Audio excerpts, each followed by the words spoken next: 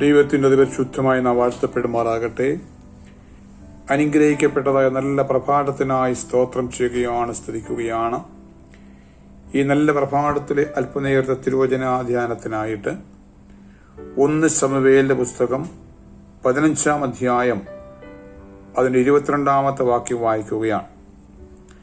ശമൂവേൽ പറഞ്ഞത്, യഹോവയുടെ കൽപ്പന അനുസരിക്കേണ്ടത് പോലെ ഹോമയാഗങ്ങളും ഹനനയാഗങ്ങളും യഹോവയ്ക്ക് പ്രസാദമാകുമോ?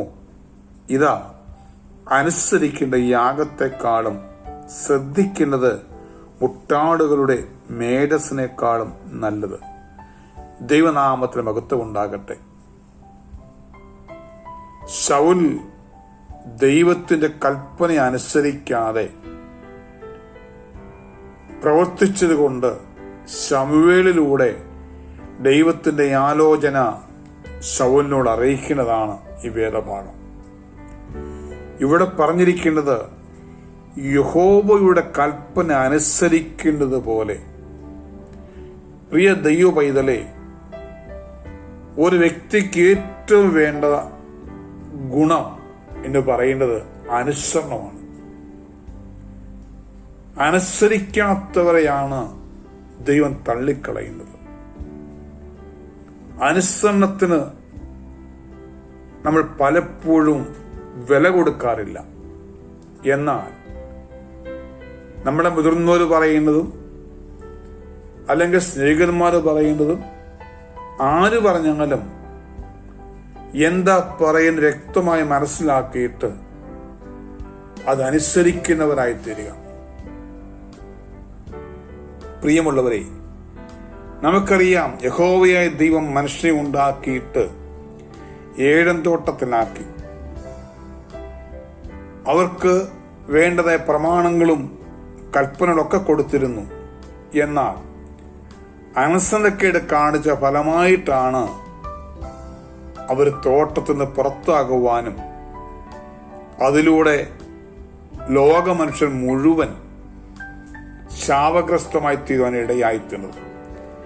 ഏകന്റെ അനുസരണക്കേടിനാൽ സകല മനുഷ്യൻ പാപികളായെത്തുമെന്ന് രേഖപ്പെടുത്തിയിരിക്കുന്നു.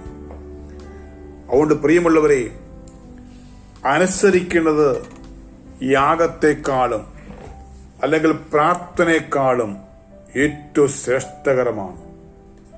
ദൈവത്തെ അനുസരിക്കുന്നവരായി തീരുക.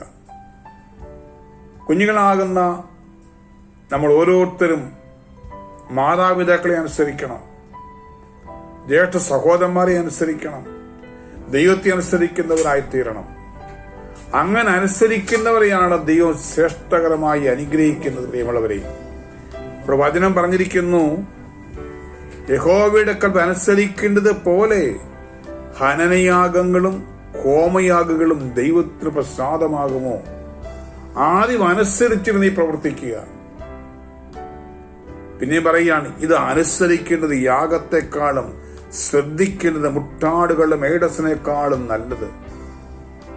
പ്രിയമുള്ളവരെ, ദൈവത്തിനെ കടന്നു വന്ന അനേക ഭക്തന്മാർ ദൈവത്തെ അനുസരിച്ചതുകൊണ്ടാണ് അവരത് അനുഗ്രഹിപ്പാനിടയായിട്ടുള്ളത്. അബ്രഹാം ദൈവം അനുസരിച്ചു, മോശെ അനുഗ്രഹിച്ചു, യോശുവ ദൈവം അനുഗ്രഹിച്ചു, ദാവീദിനെ അനുഗ്രഹിച്ചു. അതിനൊക്കെ കാരണം എന്താ പ്രിയമുള്ളവരെ? അവർ ദൈവത്തെ അനുസരിച്ചു, ദൈവത്തെ ഭയപ്പെട്ടു. നമുക്കറിയാം, മഴ കാണാത്ത നോഹയോട് ദൈവം പറഞ്ഞു, പെട്ടകം പണിയാൻ പറഞ്ഞു. അതുവരെ മഴ കണ്ടിട്ടില്ല. എന്നാൽ ആരാ പറയും വ്യക്തമായി നോഹയ്ക്ക് മനസ്സിലായതുകൊണ്ട് പെട്ടകമണിന് ആവശ്യമായ നിർദ്ദേശങ്ങൾ കൊടുത്ത് ദൈവത്തിന്റെ ആലോചന പ്രകാരം പെട്ടകം പണിയുവാനും ദൈവത്തിന്റെ ആലോചന പ്രകാരം ലോകം മുഴുവൻ പ്രസംഗിപ്പാനിടയായി തീർന്നു. ദൈവത്തിന്റെ വാക്ക് കേട്ട് നോഹ അനുസരിച്ചത് കൊണ്ട്, പെട്ടകം പണിഞ്ഞത് കൊണ്ട് അവന്റെ കുടുംബത്തിന് രക്ഷയായി തീർന്ന പ്രിയമുള്ളവരെ, ഈ പകൽക്കാലം മറന്നു പോകരുത്. ഏത് സാഹചര്യങ്ങളായിരുന്നാൽ തന്നെയും ദൈവത്തെ അനുസരിക്കുന്നവരായി തീരുവാൻ, ദൈവത്തിന്റെ കൽപ്പനപ്രകാരം പോകുന്നവരായി തീർന്ന് ഇടയായിത്തീരണം. പ്രിയമുള്ളവരെ, അബ്രഹാമിന്റെ ജീവിതത്തിൽ യഹോവ ദൈവം പറഞ്ഞു, നീ ദേശത്തെയും ചാർച്ചക്കാരെയും വെറുതെ വിട്ട് പുറപ്പെടുക. ഇവിടേക്ക് നിന്നെ കാണിപ്പാനിരിക്കുന്ന ദേശം കണ്ടിട്ടില്ല, എന്നാൽ വിളിച്ചവനെ വിശ്വസിച്ചുകൊണ്ട് ഓൻ അനുസരിക്കുകയാണ്. അബ്രഹാം അനുസരിച്ചതുകൊണ്ട് അബ്രഹാമിനെ ശ്രേഷ്ഠകരമായി മാനിപ്പാനിടയായി തീർന്നു. പിന്നെയും മോശ ജീവിത അനുഭവങ്ങളുണ്ട്. എന്റെ വാർദ്ധക്യ സമയത്ത് ലഭിച്ചതായ വാഗ്ദത്തം ഇസാക്കുമായി മോറിയ മലയിലേക്ക് യാഗം കഴിക്കാൻ കടന്നു പോവുകയാണ്. പ്രിയമുള്ളവരെ, നമുക്കറിയാമല്ലോ, അബ്രഹാമിനോട് പറഞ്ഞു, ഏകജാതനായ നിന്റെ മകൻ ഇസാക്കിനെ യാഗം കഴിക്കണം. അബ്രഹാം യാതൊരു മടിയുണ്ടായില്ല. ദൈവത്തിന്റെ വാക്ക് പോൽ അനുസരിപ്പാൻ ഇടയായി തീർന്നു. അവിശ്വാസത്തെ പരിശോധിപ്പാൻ ഇടയായി തീർന്നു. പ്രിയമുള്ളവരെ, അനുസരിക്കുന്നവർക്ക് വേണ്ടി വൻ കാര്യങ്ങളെ ചെയ്യുവാനിടയായി തീർന്നു. നമുക്കറിയുന്ന മകനുമായി മോറിയമാല കയറി യാഗപീഠ സ്ഥലത്തെത്തി, കുഴിയെടുത്തു, വിറകടുക്കി, യാഗപീഠങ്ങളൊക്കെ ഒരുക്കി മകനെ പിടിച്ച് യാഗപീഠത്തെ കിടത്തി. അത് വെട്ടുവാനായി വാളിനെ മൂർച്ചുകൂട്ടി വെട്ടുവാൻ ആരംഭിച്ചപ്പോൾ ഞാൻ ചിന്തിക്കുന്നു, യഹോവ എഴുന്നേറ്റ് അബ്രഹാമേ ബാലന്റെ മേൽ കൈവെക്കുന്ന വെച്ച് പറയാനിടയായി തീർന്നു. അവിടെ വെച്ചും ദൈവവനെ അനുഗ്രഹിക്കാനിടയായി തീർന്നു. മാത്രമല്ല, ആ മലയുടെ മുകളിൽ യാഗമൃഗമായി എന്റെ കർത്താവ് ഒരു കുഞ്ഞാടിനെ ഒരുക്കിയിരുന്നു.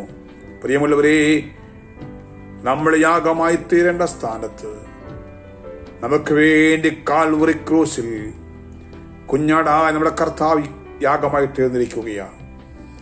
ഈ സകല മാനവ ജാതിക്ക് വേണ്ടി യാഗമായി തീർന്നതായ ആ കർത്താവിനെ അനുസരിച്ചുകൊണ്ട് പ്രത്യാശ നമുക്ക് ലോകത്തിലായിരിക്കാം. പ്രിയമുള്ളവരെ, ദൈവത്തെ അനുസരിച്ചുകൊണ്ട് അവരുടെ കൽപ്പനയെ പ്രമാണിച്ചുകൊണ്ട് അവനെ പ്രസാദിപ്പിച്ചുകൊണ്ട് ദൈവത്തിന്റെ വാദത്തിലായിരിക്കുന്നെങ്കിൽ അവൻ നമ്മുടെ പ്രാർത്ഥന കേൾക്കുന്നവനാണ്, അവൻ നമ്മെ അനുഗ്രഹിക്കുന്നവനാണ്.